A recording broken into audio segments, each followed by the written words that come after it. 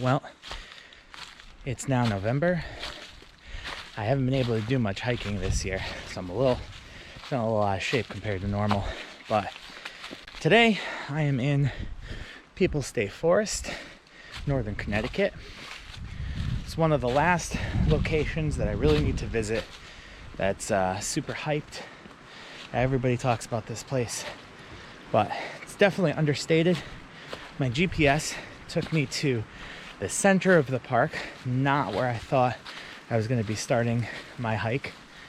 Put the map up here so you can see. It's definitely not where I intended to start, but it's fine. It's a loop. Everyone says go clockwise. I'm not going counterclockwise, so hopefully that doesn't negatively impact the actual hike itself. But again, it's November. Most of the leaves are down. I've been doing a lot of traveling, so time to get back out in the wilderness.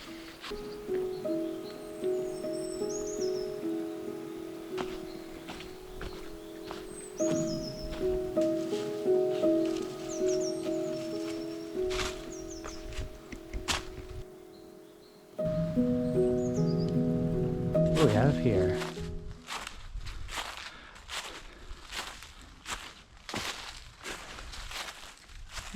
The ruins of a farmstead. Till 1848, Samuel Clark sold to Charles Tuttle to get a 200-acre farm. I guess the Tuttle home is still on the nearby Park Road. Look at that. New England's absolutely full of these. Always so interesting to look at.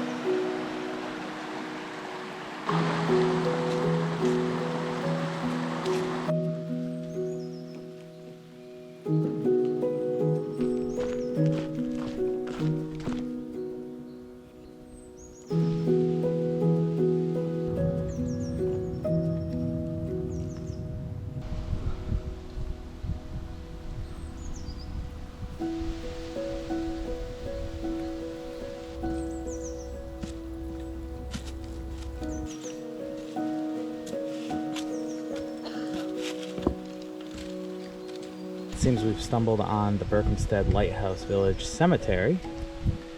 You can see there's a bunch of little headstones. I don't want to walk out there with the amount of leaf cover, but right on the side of a cliff. It's a very interesting cemetery position. Meanwhile, this is the Lighthouse Trail. I guess just a bunch of cellar holes. So right here, and I guess there's more all the way just going back. It's not like a house, nothing big or particularly amazing, but yeah, you can see cellars. And I guess it's the stone quarry over here all along the side of the cliff. If you want to learn more about the various, basements and structures that are still here, that trail actually continues, and there's a bunch of other signposts.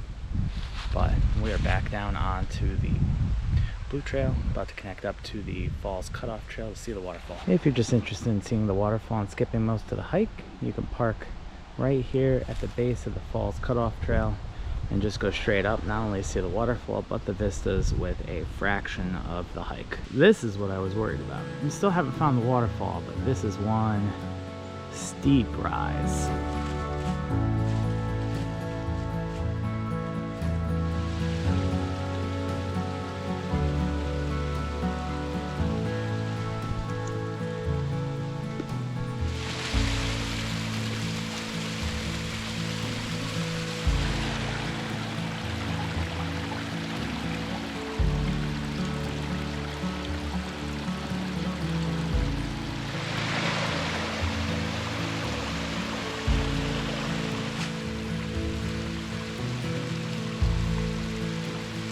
got to the top, and just a little more elevation, another like 200 feet up to the big view.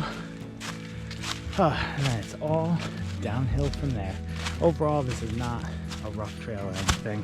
It's pretty easy. The only hard part is that straight down section heading down towards the fall and then back up to the fall. It's a little bit, but it's worth it to go down there and see the Lighthouse trail with all the information on the old village. So definitely consider doing that if you come this way, but maybe skipping the eastern half of the park that we did.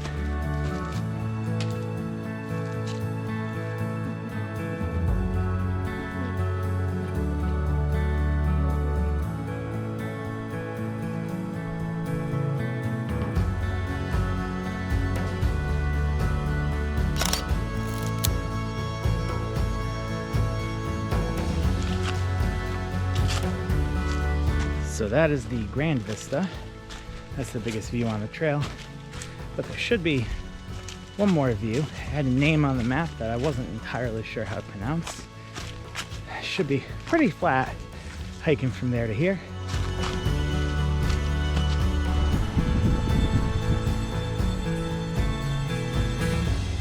Well, it's definitely not quite as big or grand as the Grand Vista, but this is certainly nice. Just on the quick trip back to the parking lot and stumbled on these huge boulders. Definitely look like glacial boulders. They just got dropped here. Ah, man. Crazy to think about how much power it takes to actually move these. So, stumbled upon this very interesting looking hole of water.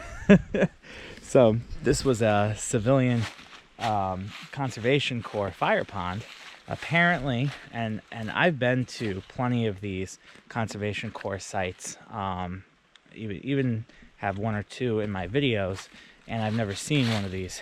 I guess they restored it completely in 2017 so people could see it, but the goal was to establish one for every 100 acres of state forest land and one for every 200 acres of private land, and they got about 404 of them built before World War II started. So anyone who knows history knows that, you know, the Great Depression kind of screwed everything up, so they took the young men, gave them some work, food, living in a barrack style situation, which probably prepared them pretty well for living in that situation in war, and employed them.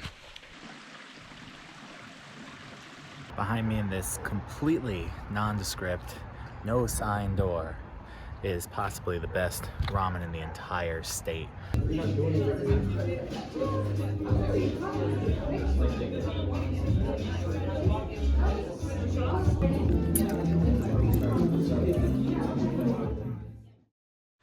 Well, it's been a couple months. Filmed People's Forest in the fall. It's now very late spring, but I wanted to make sure that I filmed this waterfall really close to People's Forest, because it doesn't make sense to not visit this when you're at People's Forest. This is very remote. This is one of the most remote roads in all of Connecticut, north of the Berkhamsted Reservoir, and this is the parking. A couple spaces, probably 8 or 9 cars can fit here. This is the Falls Brook Falls trail, and from what I've been told, it's quite overgrown and not well attended, but there's a bunch of cars here, so I don't know what we're gonna get, but I know we have to scramble to get to the bottom of the actual waterfall for the best view.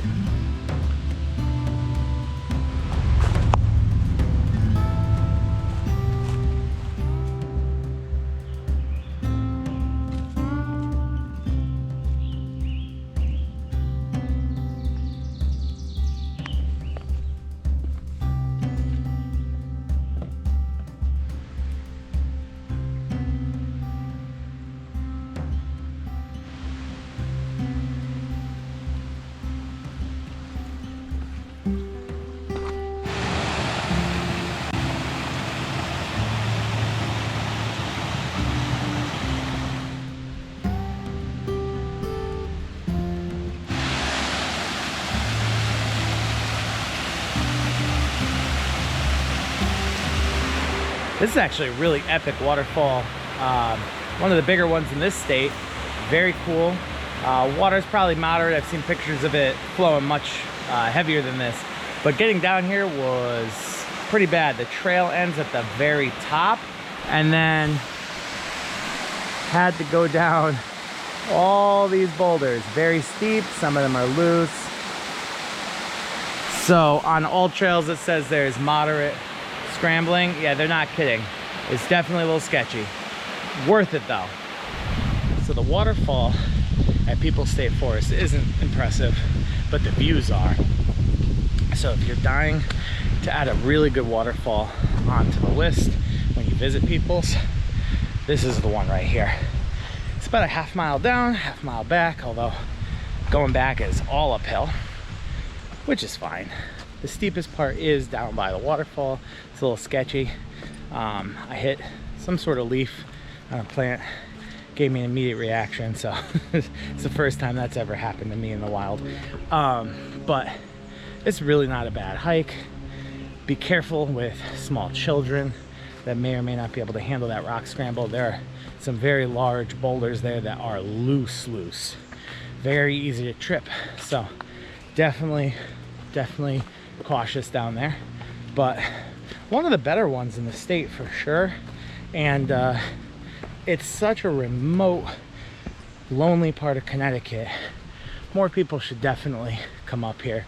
And I mean by lonely, there's no houses, there's no businesses. You're literally in the wilderness, which rarely happens in this state.